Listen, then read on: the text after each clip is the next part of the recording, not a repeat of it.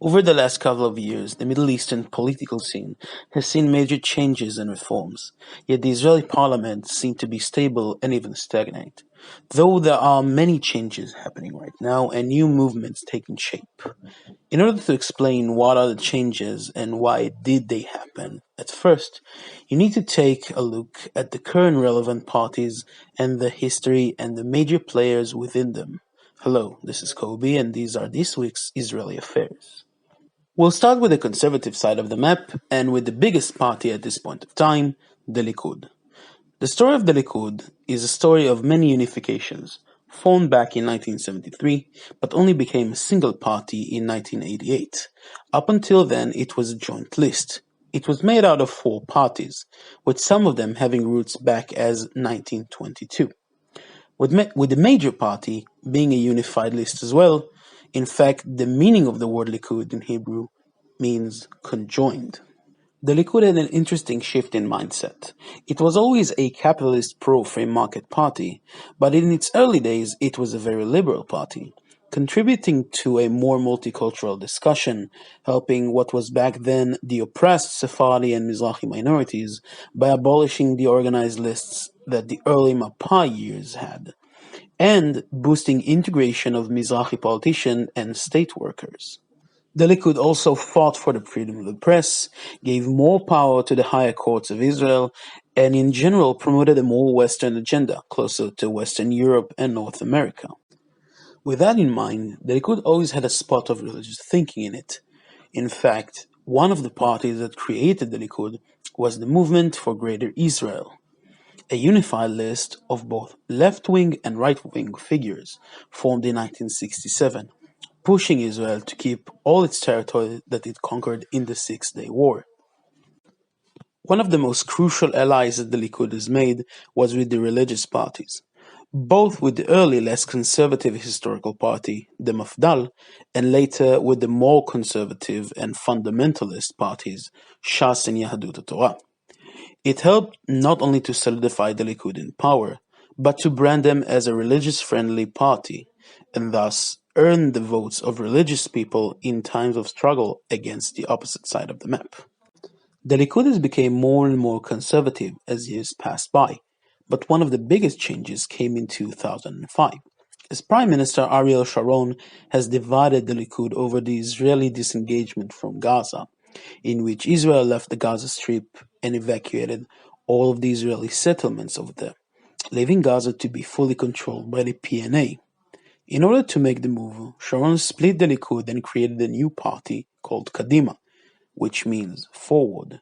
He took with him all of the socially liberal members of the Likud, which created the modern-day party. From 2005 and onwards, the head of the Likud has been Benjamin Netanyahu, who has been a major player in Israeli politics since 1990. Netanyahu has led the Likud to its longest and most controversial run as the head party of the parliament, and over the time passed more acts for religious and Haredi crowds, and has helped the religious establishment gain more power than ever before. Netanyahu is known for his uncommonly fluent English, which gives him the appeal of the intellectual, yet he was able to balance it with the common man blue-collar appeal. His well-crafted public persona combined with populist statements and more than once racist demeanor towards Israeli and Palestinian Arabs embedded his strong leader image and made him an unchangeable, once-in-a-generation type leader in the eyes of his followers. Next in line, Yahadut Torah. Yahadut Torah is a joint list that represents the Orthodox Ashkenazi Jew segment of the population. It was created in 1992 and is made out of two parties, Degel Torah, a party created in 1988 to represent the Lithuanian sect of the Ashkenazi Jews, and Agudat Israel, created in 1912. Agudat Israel has been the most influential Ashkenazi Orthodox party, since it represents all of the different subsects of the Ashkenazi Orthodoxy. Agudat Israel has been the party for the Orthodoxy since day one of Israeli politics, and at the same time being a non-Zionist party at all. As Rabbi Abraham Kurlitz, one of the main figures of the Haredi sects in the early 20th century, said, "I do not participate in the state out of recognition. It is more like I cooperate with the robber so he wouldn't kill me. It is not a will, but out of necessity.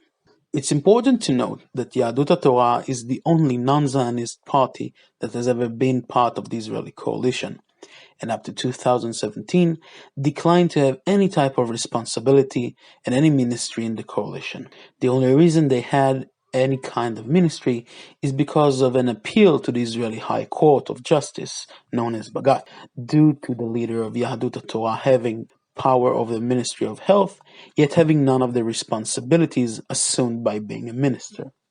The party is led by Yaakov Litzman, but by any mean his actions are determined by Mo'etzet Gedolei HaTorah, or the High Council of Torah Leaders. Any decision is done only by their approval, and they determine any action the party takes. Yahadut HaTorah has no economic or constitutional guidelines, but its main goal is to achieve as much self-rule as possible and to finance the way of life of the Ashkenazi Haredis, usually by the means of subsidies to kollels and yeshivas, which are where the Haredi men go and study, and receive payments for doing so funded by the state. They push for higher child benefits and to expand the number of children per family that the state is willing to help with the benefits. Historically, Yahadut HaTorah went with any party that gave them the financial demands that they asked for, but in recent years it went solely with the Likud, who the leadership of Netanyahu has been very generous to Yahadut HaTorah, creating an alliance with them that the party has never had before. Coming up, Shas. Shas is a party created in 1982 by three men who dropped out of Agudat Israel. As a municipal party, it aimed for the Sephardi and Mizrahi religious population who were underrepresented in politics, both in the municipal level and the national level. The three men are Yaakov Cohen, Nissim Ze'ev, and Shlomo Dayan. All of them felt that the Ashkenazi establishment was not only condescending, but completely ignoring the wants and needs of the Mizrahis, looking at them as second-class people and unworthy of their attention.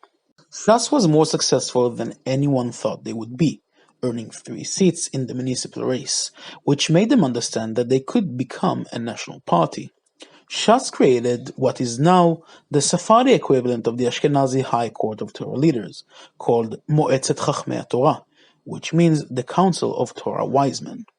The council, which was led by Ovadia Yosef, who was also the patron of the party, helped shape the decisions of Shas, although the politicians in Shas are allowed to act by their own will far more than they are in Yahadut HaTorah.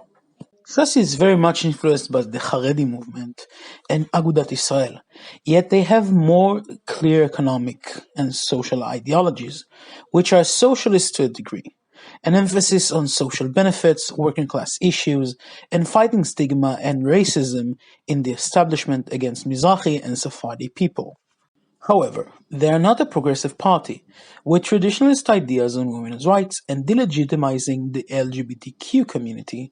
Shas is more of a vehicle of the orthodoxy. Religion always comes first. The party was very popular from the mid-80s up until the late 2000s, and from that point on kept the relative moderate power, and like Yahadut HaTorah have allied themselves with Netanyahu. In fact, Aryeh Deri, the head of Shas, used Netanyahu in his last few campaigns, promising to only be a part of a parliament led by Netanyahu, and only be loyal to him in order to gain more votes from the Mizrahi demographic. And lastly, Yamina. Yamina is a joint list as well, made up of 3 parties, which the main 2 are Habayit HaYehudi, which means the Jewish home, and Hayamin HaChadash, which means the New Right. Both parties are very similar in point of views and are a representative of the Zionist religious movement. Yamina is a relatively new joint list, created in 2019, but some of the parties that created it has a long history, going back all the way to 1956. Yet the historical party that Yamina is continuing was much different back then, both in attitude and idealism. The party that Yamina is continuing was called Mafdal, which is an abbreviation of Miflaga Datit Leumit, translating to a religious and national party. Their goal was to create a bridge and dialogue between the many religious groups and the secular groups in Israel, Their activity was mostly religious, but non-fundamental, mainly cultural. They had no economic ideology and were mainly worried about culture and religion. After the Six-Day War, a more extremist approach was slowly taking over the party, and the idea of Greater Israel became the main value in their ideology. And as time went by, they became more religious and more extremist. In the early 80s, the party lost its relevancy, since Shas was created, and gave a better representation to Mizrahi religious people. And the centrist religious people went with the Likud, leaving the party with declining results as time progressed. The main difference between Yamina and all the other reincarnations of the Mafdal is that they have a proper economic affiliation, being a soft capitalist party. One of the major issues that the party is promoting is limiting the power of the Israeli High Court, which by their definition have too much say in Israeli rule, as seen by their radically anti-Bagatz opinions, calling it a left-wing dictatorship. The party has been both praised and criticized for their actions and calls against the court system. Yamina Wazn is criticized by the political rivals as being a fascist party, over their anti-Arab sentiments, the open homophobic opinions that their leaders are holding, and the limitations they want to inflict on the Israeli High Court. Yamina has three leaders: Naftali Bennett, who seems to be the more moderate leader, and is spearheading the Joint List; Rafi Peretz, a former pilot in the Israeli army and head of the Jewish Home Party, who has openly said in an interview that he thinks you can cure gay people with treatments, and that they are an abnormality and should be treated as sick people. And the last leader of the group, Bezalel Smotrich, a lawyer and the most extreme of the bunch, with his most infamous act being the Beast Parade he did in reaction to the first Pride Parade in Jerusalem. And these were all the parties in the Israeli conservative side. Join me next week as we go over the Israeli liberal parties and the people behind them. I was your host Kobe, and these are this week's Israeli affairs.